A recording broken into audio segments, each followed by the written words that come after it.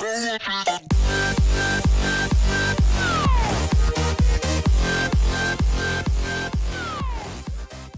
Music Festival 2015, Australia's premier dance music festival. It's no secret that amongst the some 50,000 party people, drugs are everywhere. In your opinion, what percentage of people are going to be on something this Arlo? 4 out of 10 people will be doing drugs today. At least 65%. Yeah. 70. 95%. Yeah, a lot. Like 99.976. I don't know, it's just how it is now, you know? And we're all gambling. But if they know what's inside, it's fine, but they don't know what's inside them, so they just take them, you know? Yeah, People know that it's a lot safer, so you actually know what you're getting in it instead of just some random shit that some bikie's made out of a toilet. In fact, 177 people will face court on drugs charges after today's festival. That's a big increase on last year's arrests at only 140. But what is a secret to many of them is exactly what they've taken, now more than ever. A secret too to the police dogs are the drugs that are going undetected because police dogs can only sniff out traditional drugs. You see, synthetic drugs have killed and will kill more young Australians.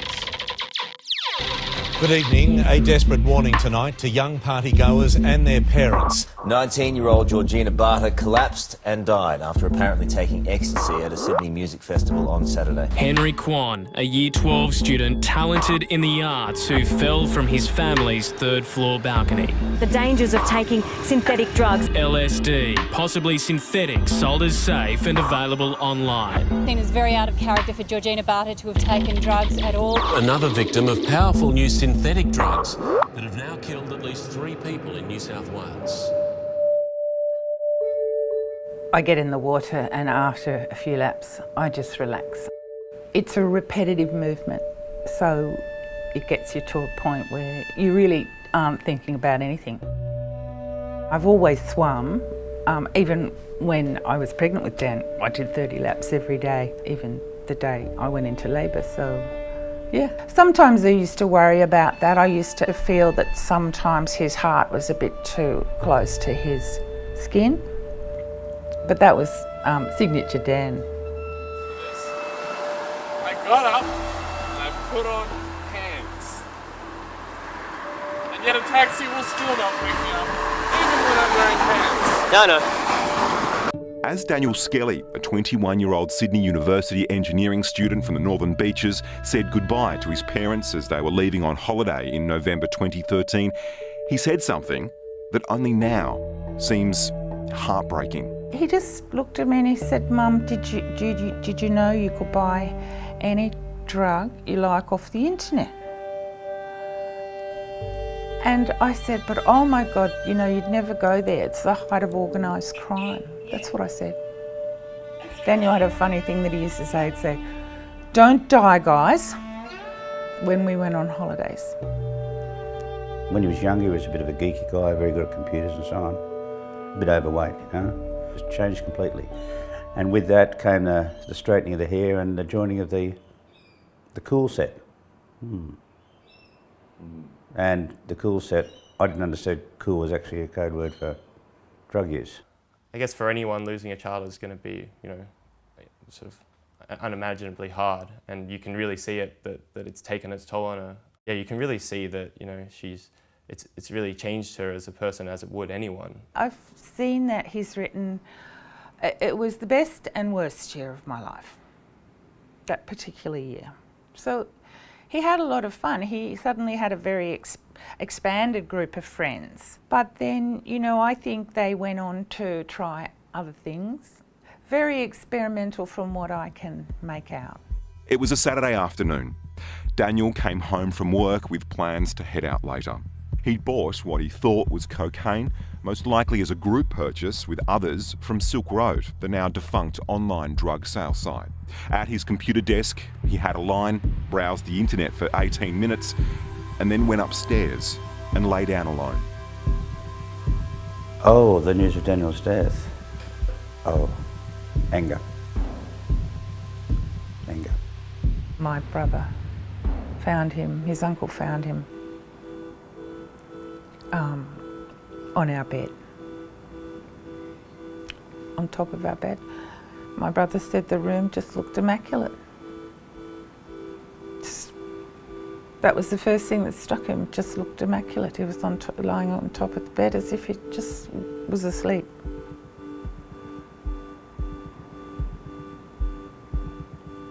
And my brother just started crying and saying, Jesus, only child, my only child. I remember the exact words. He said, listen very carefully to what I have to say. Daniel has passed away. Naturally, I was shocked and I asked him why. And he said, there's some drugs here. The New South Wales coroner said that the cause of death, in my opinion, is pneumonia on a background of mixed drug intoxication. But the toxicology report said that all of these drugs were present in therapeutic levels, meaning that this was no overdose. Why did Daniel die? I do not know what was in that powder. I still do not know. It has still not been comprehensively tested. It's been a bit obscure, the whole drug testing process, and it's gone on for a long time. All I've had on the powder is one presumptive test, which doesn't tell you the composition. It doesn't tell you what percentage is what. It doesn't tell you it's not tested for synthetic. And I believe that the way he died has hallmarks of a dangerous synthetic. I ended up in a private hospital for depression and alcoholism, lost a lot of weight. My wife came down to work, I was drinking scotch out of the bottle. She took me straight to Mona Vale and it seemed to help me with my depression and so on. I came out, I've been much better, and I'm never going back to those dark days. I didn't care if I lived or died, frankly. I think I was trying to kill myself, but with alcohol it takes a while. There are all these unknowns and I just, for me, this was my only son. I had him for 21 years. I knew him and I loved him. And at the very minimum, I just feel that I should have the right to have that powder properly tested. Alana is not the only one who wants to know what is actually in drugs. America is losing the war on drugs faster than ever, with a wildly unregulated drug market and zero oversight when it comes to substance adulteration and underage distribution. Bath salts and research chemicals have managed to explode onto the scene, yet simultaneously slip under the radar with deadly consequences. One US documentary took the filmmakers to music festivals across the US to put the power of drug testing in the hands of users. With a testing kit for under $25, they found that the majority of consumers did not get what they paid for. In fact, far from it. What do we got? It's like bath salts. No way, really? Yeah, yellow is bath salts. Holy shit. So could Daniel Skelly have used one of these testing kits, however basic, to test what he was taking before he took what killed him? And would Australian police support such kits? No, that's not something police would support at all. Why not?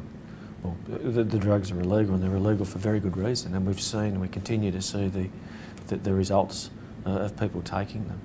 You know, then that testing would be purely presumptive. What's it not testing for? And those drugs go through the testing process involving our forensic and analytical science services who do our testing and provide evidence of analysis for the court. So those matters are produced for the court. Do they pick up synthetic drugs? Yes, they do in fact test for synthetic drugs, yes. However, it's not beyond the realms that people might develop something way outside the scope. The term synthetic drugs is a misnomer, as most modern drugs are synthetic anyway. They're better labelled emerging psychoactive substances, or EPS, or new psychoactive substances, NPS. They're artificially developed to mimic the effects of illegal drugs like cannabis, cocaine and methamphetamine, and often used as a cost-effective substitute, not that users would be any wiser. According to one 2014 study, NPS use in order of popularity in Australia includes DMT, 2CB and BOMI, 2CI, mephedrone, methylone, DXM and methoextamine. The same study says manufacturers of synthetic cannabis, such as Chronic, which contain untested chemicals such as UR144, are still trying to get around changes to the law that made these substances illegal in 2013. According to health workers and researchers, drug testing in Australia is 10 years behind Europe and the US. It's a race to keep up with the proliferation of new and emerging substances. Sophisticated testing labs, such as this government lab, which processes seizures from the Australian Federal Police and other law enforcement agencies, essentially test presumptively for prosecution, meaning that the police are only really looking for a chargeable offence, not new and emerging chemicals that might cause harm. What have you got today in the way of inventory? Some powders, oils, some tubes. Got to test them and find out what they are. Just another day at the office. Piles and piles of drugs. We're about to enter now the laboratory, the main part of the laboratory, and this is where we carry out all our analytical preparations. So you're saying I'm standing here holding MDMA? In solution. It looks like cordial. You don't want to drink it. The scientist says don't drink the MDMA. Strongly advise you not to drink that. Yes, we have had substances where they're unknown to us completely. We've never detected them before. We have seen an increase in the NPS substances since 2008. There's been a lot of new psychoactive substances that we've identified in this laboratory. And this has been a challenge for us in profiling those materials because there's little information to be gained when you're looking at that drug profile. So our challenge has been to be ahead of the game and try and come up with new analytical technologies to allow us to establish how they're making these substances. You think this is MDMA? Yep, we've carried out presumptive test on it and it appears that it is MDMA. If we do not detect any illicit material in the substance, we will advise the client of what we suspect it might be and we will leave it according to what the client wants us to pursue it further or not. Synthetic drugs are moving so quickly that those we've spoken to in the sector say that the police and research just can't keep up. Well, that's not quite correct. Now, people have developed drugs that for a time weren't catered for by legislation, and that was a concern. And we've moved to close those loopholes so that they now fall within the same scope as drugs as people know, cocaine, MDMA, methamphetamine, they're in that same category. In reality, how closed are those loopholes? A quick search online and you can find many Australian suppliers of synthetic drugs. Pills, powders, dubious teas and liquids. The internet purchasing is problematic and that is a real challenge for us. But it's not just online.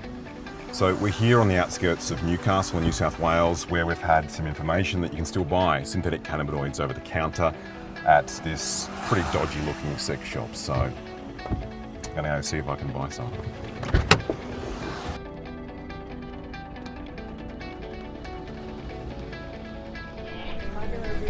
G'day, how you going?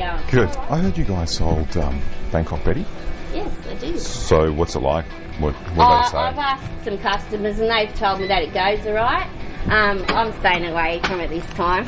Why? Did you have a bad reaction last time? I just got really, really crook. It doesn't take long for word to mouth. I bet. I don't know what's going to happen. I don't know, Yeah. but I'm just staying away from it this time. But So I'm not going to get busted though. As you can see, it's been sold as tea. Yeah. So I wouldn't go around because too much You never because, know. yeah, as far as I know, it wasn't. I was surprised we even got it back in, to tell you the truth. Well, $1 million fine or something there was for it.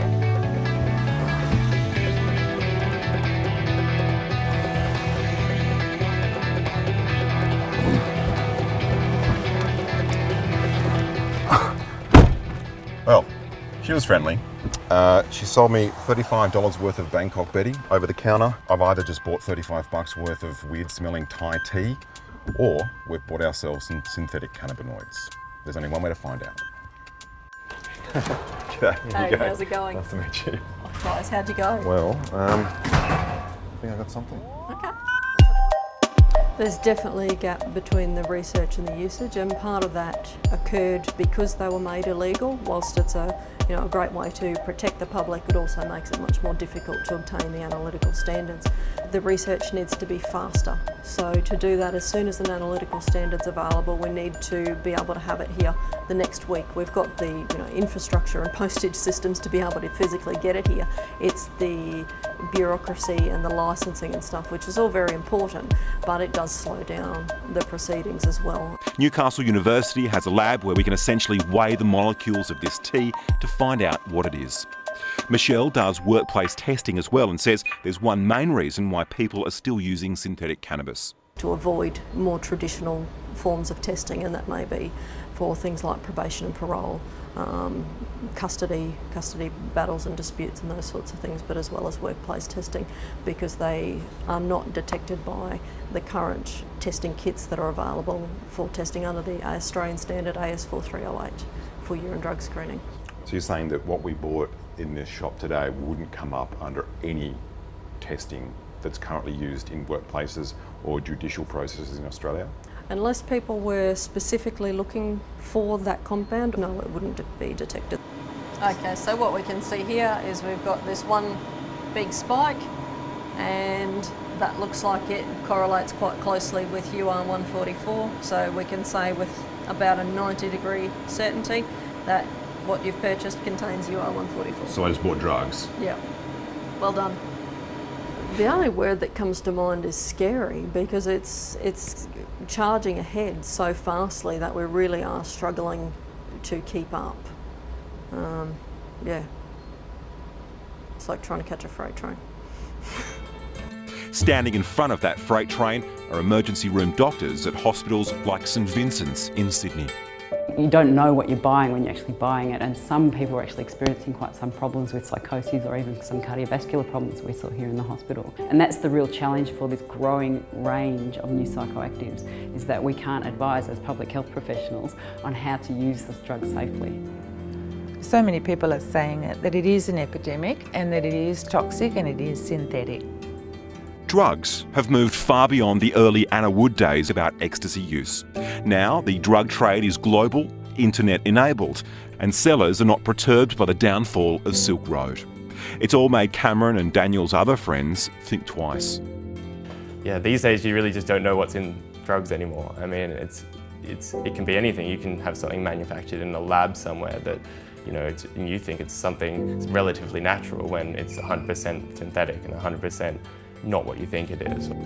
As for the powder they found on his desk, like, not only do I not know what's in it, and maybe he didn't know what was in it at the time, I don't think the police really knew what was in it, or anyone really, and that's kind of the problem. I mean, that closure and that clarity of what happened still hasn't really come through.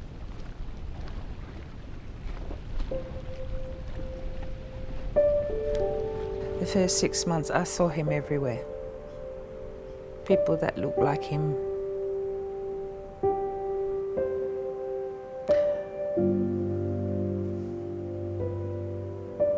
I just miss him. Maybe I go from thinking about him 500 times a day to 100. I can see a long time before I get through a day without thinking about him. What if I hadn't gone on holidays? What if I'd sat longer? What if I'd asked him a different question when he asked me about, you know, the online drugs? I don't think anybody who hasn't lost a child could really understand how painful it is. You can't. You can't. You